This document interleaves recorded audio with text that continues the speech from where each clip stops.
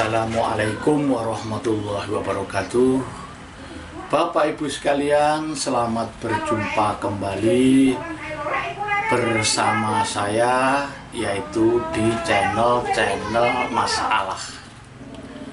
Bapak Ibu sekalian, jangan lupa untuk mensubscribe di pojokan pada HP Anda, karena dengan subscribe berarti Anda mendukung untuk kelanjutan daripada pertanyaan-pertanyaan yang masuk kepada kami, dan akan saya jawab satu persatu.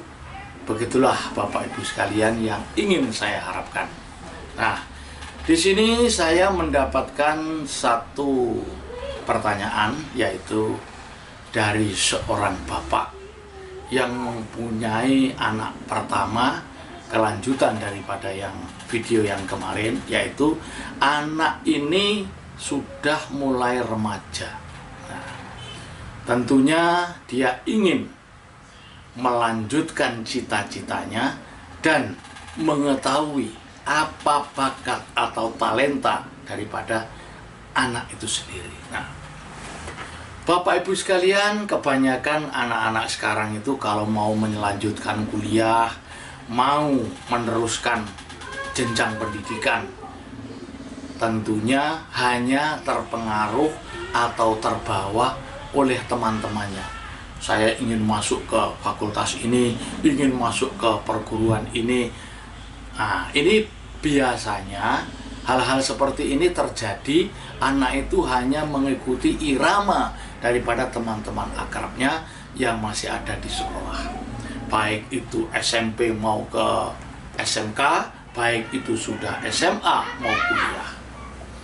Hal-hal seperti inilah yang perlu Bapak ketahui, bahwa bakat alam atau talenta yang anak Anda miliki atau kemampuan yang lebih yang anak Anda miliki, tentunya sampean, Bapak atau Ibu harus tahu. Nah, maksud saya, sekarang anak Anda umpamanya ajak bicara dengan baik-baik.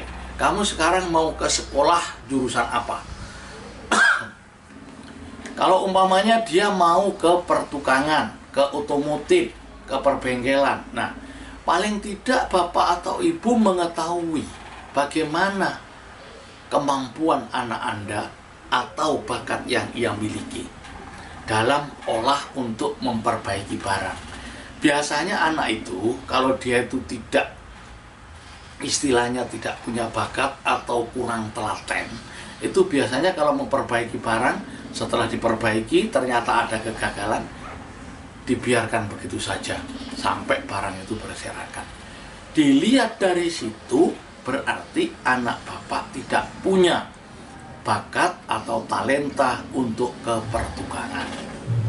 Begitu juga anak Ibu, anak Bapak yang perempuan, umpamanya dia ingin melanjutkan sekolah di bidang jahit-menjahit, di bidang fashion. Ternyata dia sendiri untuk memperbaiki pakaiannya, untuk jahit-menjahit, dia sendiri kurang telaten, kurang kurang konsentrasi yang sebenarnya. Dilihat dari situ, itu bakat daripada anak Anda kurang bagus. Nah, ini yang lebih tahu, yang lebih teliti adalah Bapak dan Ibu. Jadi ajak bicara. Karena apa? Yang namanya manusia itu biasanya ada kelebihan dan ada kekurangan. Nah, kelebihan-kelebihan yang ia miliki ini yang perlu Bapak pupuk. Umpamanya anak Anda ingin belajar kuliner, belajar memasak, ingin membuka kafe, ingin membuka restoran. Tapi yang harus Anda teliti, apakah dia mampu di bidang kuliner.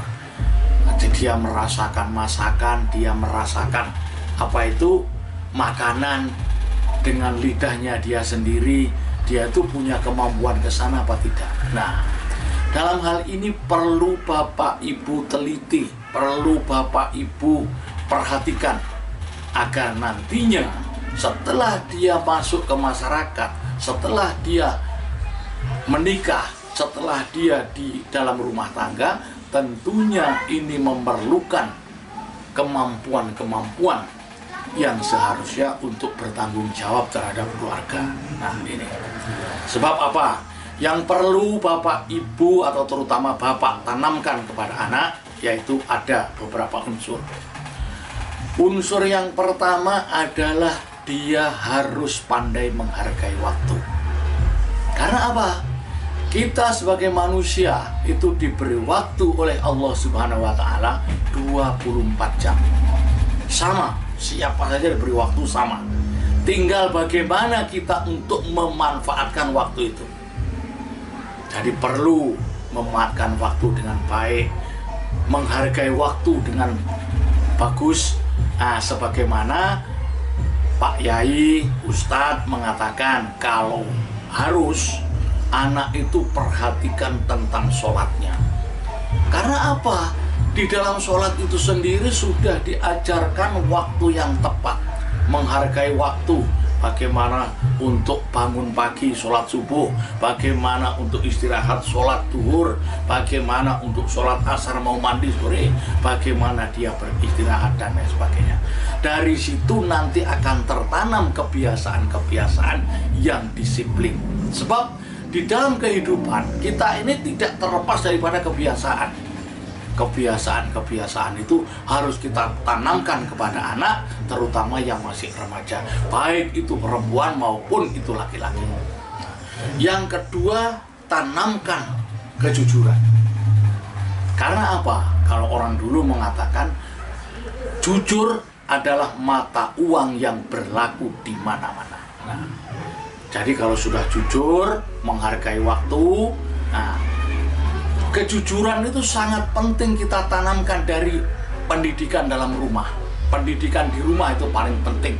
Sebab anak kalau sudah ada unsur-unsur menipu, unsur-unsur tidak jujur, ini akan menumpuk ketidakjujuran kelanjutannya. Nah, ini yang perlu Anda tanamkan kepada anak. Itu untuk yang kedua.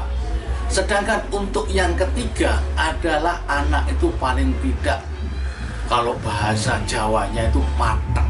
Nah, kalau dalam bahasa Indonesia itu dia giat untuk bekerja, dia pateng, paling tidak menghargai waktu, dia punya kejujuran, dia terus tidak males-malesan, dia tidak kalau diberi tanggung jawab, oke, dia bertanggung jawab. Nah, ini yang perlu Bapak tanamkan kepada anak yang masih remaja. Biasanya hal-hal ini ibu yang melarang. Kalau umpamanya bapak kerja, anaknya diajak untuk bantu, entah itu di sawah, entah itu di perdagangan, entah itu di mana, ibunya yang melarang. Biasanya ibu itu ngomongnya begini, alah pak, masih anak-anak aja kok dipaksa. Nah ini, itu salah satu hal yang menjadi anak itu kurang disiplin. Nah, jadi bapak harus tegas. Maksud saya di sini, orang tua itu diharuskan antara tegas dan kejam. Nah, kejam jangan dilakukan. Kalau umpamanya anak tidak mau kita pukul, anak tidak mau kita kasar, itu namanya kejam. Tapi kalau kita tegas, anak itu kita ajak bicara, kita ajak omong, kebiasaan-kebiasaan untuk menghargai waktu tadi, itu yang harus kita tanamkan anak ini, terutama mulai dari kecil sampai dengan remaja. Nah, ini hal-hal yang perlu Bapak Ibu perhatikan untuk mengarahkan cita-cita anak agar punya rasa tanggung jawab yang besar, terutama terhadap keluarga besok. Ini yang paling penting. Jadi itu saran dari saya, mungkin bisa untuk menambah wawasan, menambah pengalaman untuk Bapak Ibu sekalian. Itulah untuk Bapak yang telah menanyakan kepada saya. Mudah-mudahan puas dengan jawaban-jawaban saya tadi. Kurang lebihnya saya mohon maaf. Wabillahi taufiq wal hidayah. Wassalamualaikum warahmatullahi wabarakatuh.